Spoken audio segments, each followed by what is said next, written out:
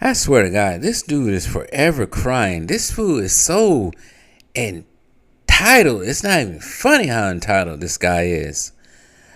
Well, anyways, let me get to what he said.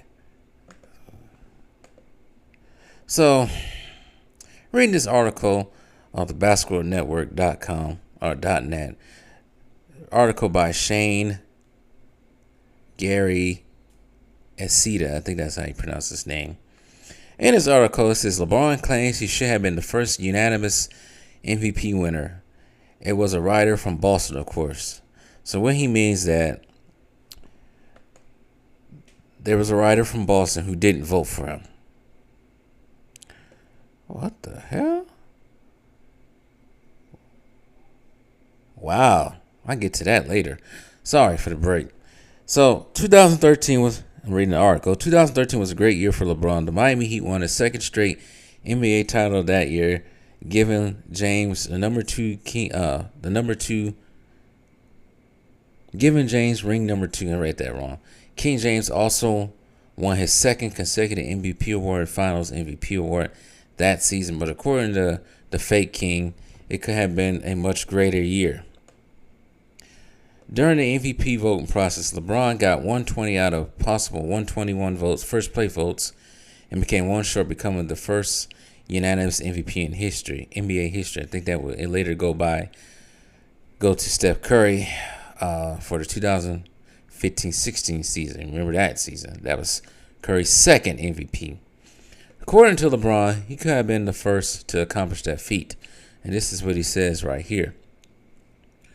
I also had the opportunity I would have been the first unanimous MVP where I got all the 120 votes. So I got 119. There was one vote where he voted for Carmelo. The writer is from Boston. Of course, I know his name too, but I ain't gonna give, dang, freaking writers. But I ain't going to give him that light, repeated light on here twice. But I ain't going to get him that light just yet. I'll wait for the doc on that, of course, said LeBron during his recent appearance on the Shot podcast. And this Twitter says this right here. Olympic Bean on Twitter says this.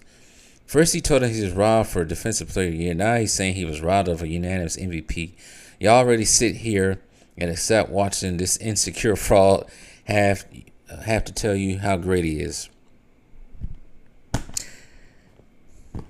Well, that tweet right there from Olympic Bean tells you everything. He is insecure. He's very much insecure. But we're going to go on. They talk about the Defensive Player of the Year. That same season, LeBron also complained that he should have won Defensive Player of the Year and the MVP trophy, but the media voted for Marc Gasol. Gasol ended up not getting named to the All-Defensive First Team, and James said that continues to puzzle him to this day compared to Beyonce not winning Album of the Year. Man, you can play worse than Beyonce. She whiz. Back then, coaches voted for all defensive teams while the media voted for Defensive Player of the Year. After that controversy, the NBA changed its voting process by letting the media panel vote for Defensive Player of the Year and all defensive teams, which I think is a mistake. LeBron James continues to say, I don't know the answer. I do know what it should be, but why are they voting if they're not watching the game?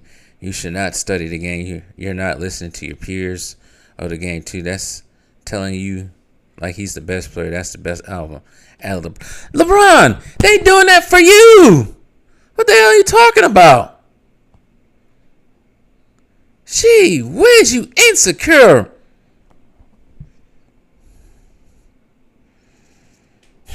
This is the same man that got people on ESPN who ain't qualified to talk about basketball capping for him every 5 minutes. But here he is. Move on. While LeBron refused to identify the Boston writer during his recent interview, it's publicly knowledge that the writer was Boston Globe Gary Washburn. The same year, Washburn explained why he voted for Carmelo Anthony instead of LeBron, while denying that there was a conspiracy to deny LeBron becoming the first unanimous MVP. I had no idea I would be the only voters to leave LeBron out first. Washburn wrote, "This isn't Miss Wilson's class. I don't walk around asking fellow sports writers their answers to the U.S. History quiz. This isn't the best player in the game award. It's the most valuable player award. And I think Carmelo Anthony accomplished this season was worthy of my vote." So that was pretty much what the writer who voted for Carmelo had to say. Like I said, this guy, man, LeBron James should be GOAT. And I mean GOAT, meaning the most absolutely insecure basketball player ever to grace the NBA. If he doesn't get if he ain't walking out of it with all the awards, it's a problem. No one else can win an award. He thinks he got to win everything. The man is not humble. As far as Carmelo winning the MVP that year, let's see here.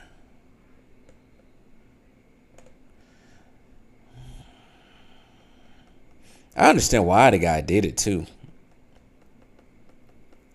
Because LeBron was already on a super team. He was on a Miami Heat compared to Carmelo. Carmelo was on the New York Knicks at the time. Who was on that team that time? What was the New York Knicks record? New York Knicks record was 54-28. They finished first in the Atlantic that year. They finished second that year at 54-28, winning 65% of their games compared to Miami, which, like I said, had a super team, winning 80% of the games. Miami would go on to play my Milwaukee Bucks, sweeping them before playing, I think it was either the Nets or who they played that year. Chicago, and then they ended up playing Indiana in 7 games and barely beating the San Antonio Spurs. They won that finals because Greg Popovich overcoached himself by taking Tim Duncan out, leaving Chris Bosh to get the rebound to pass it to Ray Allen to make that shot, which LeBron James is not appreciative of. I think he also said Ray Allen's shot was lucky. I'll be damned to think Ray Allen's shooting is lucky. I watched Ray Allen since he was drafted. Okay, maybe not since he was drafted. Since his sophomore year in the league. Nothing he did was lucky. You fabricated legend. But yeah, like I said, New York was 54-28 that season. Carmelo averaged, let me see here. Carmelo averaged 28 points a game that season. I think he was the scoring champion that season. So I can see why he did it. That writer did from Boston did it. It's weird that a writer from Boston voted for somebody from New York. If you look at the New York Knicks roster, it does not compare to the Miami Heat's roster, of course. That year, the Knicks had... Dang, Marcus Camby was still playing in the league at that time? Gee whiz, I didn't know Marcus Camby was still in the league 2012, 2013. So, outside of Carmelo, they had old-ass Marcus Camby, Tyson Chandler, Raymond Felton, Chris Copeland, old-ass Jason Kidd, old-ass Kenyon Martin, because he wasn't the same Kenyon Martin from 10 years before, Steve Novak, Milwaukee's own, Brown Deer's own, Pablo Pagoni, I think it is, old-ass Quentin Richardson, who wasn't the same, Iman Shumpert coming off an ACL injury, J.R. Smith, Amari Stoudemire, old-ass Rasheed Wallace. And Amari Stoudemire wasn't the same Amari Stoudemire from 5-6 years ago.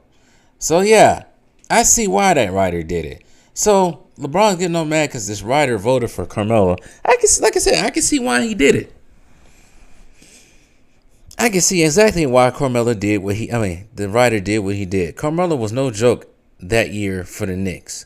But LeBron would disregard his own supposedly good friends for his own self-glory.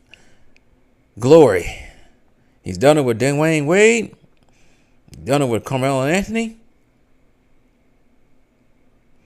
He don't care because he cares about himself. Selfish ass. He's a selfish asshole. That's all I got to say. Man. I never seen somebody so insecure. Gee whiz. I'm signing off, y'all. Because I'm going to say something I don't want to say about him.